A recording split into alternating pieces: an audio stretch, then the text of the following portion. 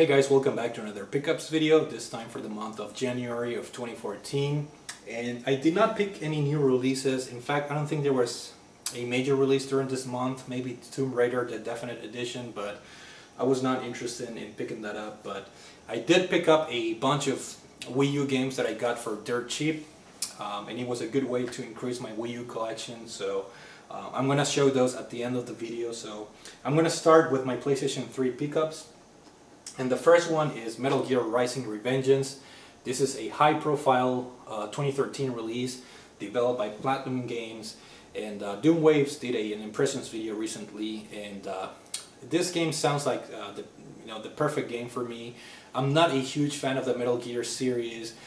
When it comes to the storyline, I'm completely lost. So this is a spin-off title. It is not part of the mainline story, from what I understand, so I think this is a perfect place for me to jump in.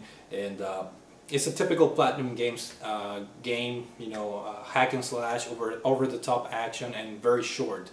So I waited a little bit and I got the game for cheap nowadays, so I'm pretty happy and I'm looking forward into playing this game. So Metal Gear Rising for the PlayStation 3. I also picked up Medal of Honor Warfighter. I got this new for $5 at Best Buy. So this is a first-person shooter that got a lot of mediocre reviews, and I had a lot of fun with the previous game, the 2010 Medal of Honor reboot. The single-player campaign was really good. The multiplayer, on the other hand, was awful. It was one of the worst first-person shooter multiplayer modes I've ever played. But I figured if I can enjoy the single player campaign in this game, I'm gonna get my money's worth. And I'm gonna try the multiplayer too, just to see what the game is all about. But again, this is a game that got really poor reviews, but I decided to pick it up for $5. Why not? So Medal of Honor Warfighter, the limited edition, by the way. Next up, I picked, Dustin Christ did an impressions video on Far Cry Blood Dragon not too long ago, and that prompted me to pick the game up on the PlayStation Network. It was on sale for $3, I think. But before I jumped into Blood Dragon, I decided to purchase Far Cry 3, which is a high-profile 2012 release that I really wanted to play when it first came out. And you guys know me by now. I'm a very patient gamer. If I had to wait a year or two sometimes to get a good price or a good deal, I can resist the temptation of purchasing games. So I'm glad I waited, because I got this for really cheap. And I'm playing this currently right now, and it's a very fun open world first-person shooter. The graphics, I'm very impressed. It's very colorful, and I'm enjoying this story. It's a little bit cheesy, but for what it's worth, this is a very fun game, and I'm really glad I picked this up. So when I'm done with the game, I'm probably gonna do an impressions video, and then I'm gonna jump into Blood Dragon. So Far Cry 3, I'm very happy to have it in my collection. It's a game that I really wanted to play when it first came out, so now I have the chance, and I'm enjoying it quite a lot. So Far Cry 3. For the PlayStation Vita, I picked up a very cheap game, Resistance: Burning Skies. I picked this for under $10, I believe.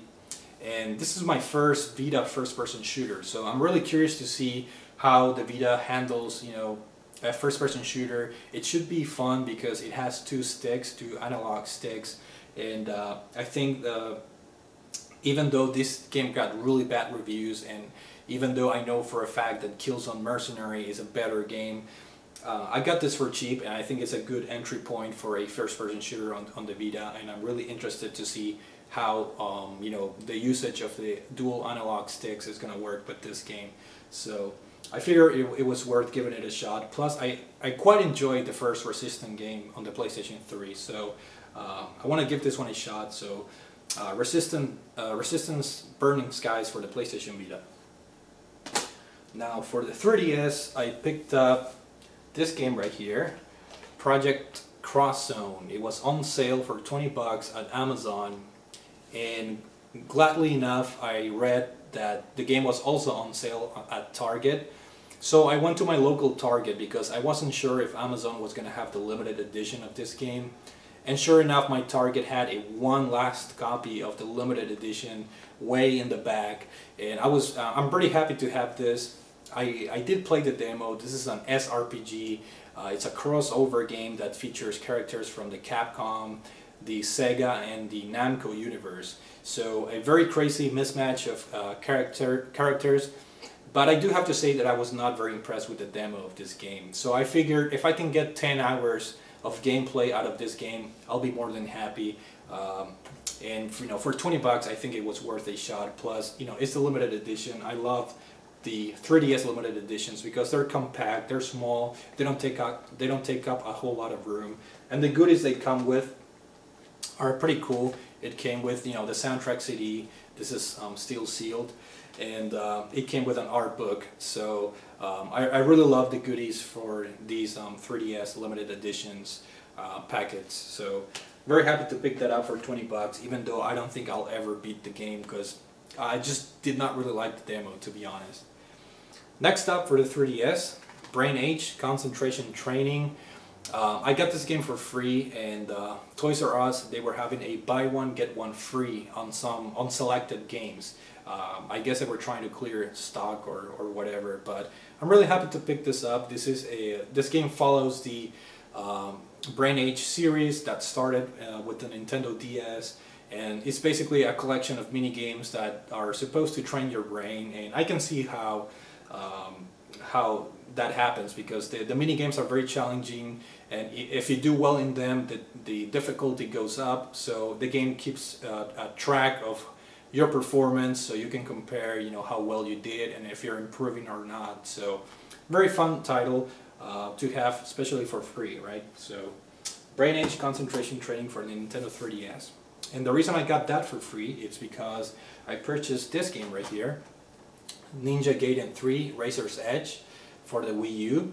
And that game qualified, if you purchase this, it qualified to get that game for free. So this is a game that I've been meaning to purchase ever since the game got released on launch day for the Wii U.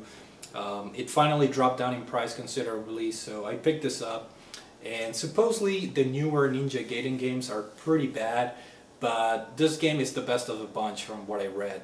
And the Wii U version features, I think, free DLC that you can get from the eShop. So I haven't played this game yet, but I'm looking forward into trying this.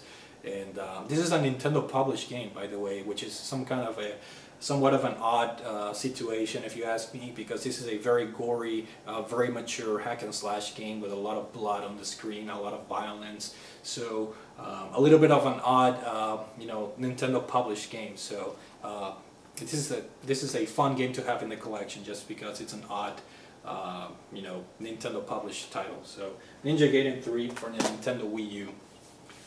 Continuing with the Wii U games, I got Tekken Tag Tournament 2, the Wii U edition, for really cheap at GameStop. And this game is a celebration of the Tekken franchise. So whether you're a long-time Tekken fan or you're a newcomer, I think this is a perfect game to own because it has a ton of characters that span throughout the entire Tekken franchise.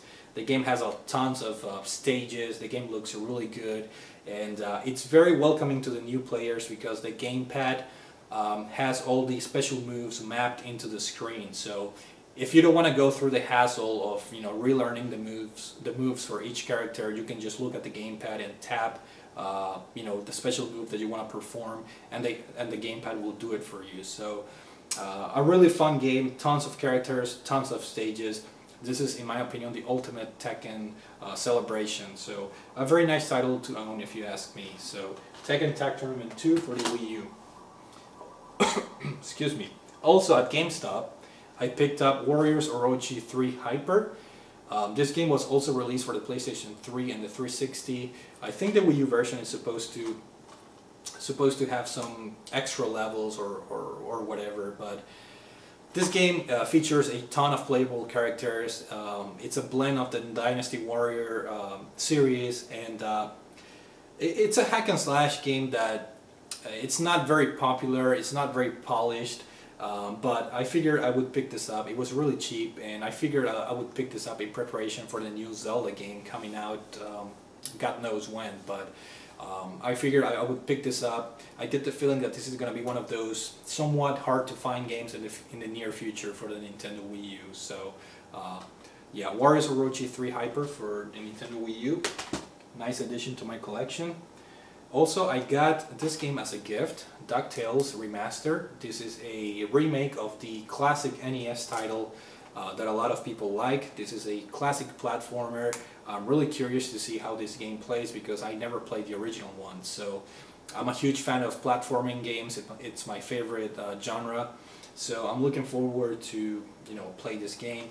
And oddly enough, this game came with this limited edition pen right here, which I've seen a few unboxings of this for the Wii U version, and a lot of them don't have that. So a little bit of an odd, I guess, special edition game that I got, and I'm really happy that Capcom put this game as a physical release because originally I think it was only available for digital download, but it's fun to have the actual digital physical release. So happy to have this in my collection.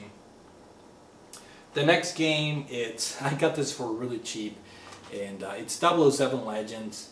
And unless you're a James Bond fan, do not purchase this game. This is a really mediocre first-person shooter that it basically takes a PlayStation 2 era first-person shooter, and the gameplay feels like a PlayStation 2 first-person shooter.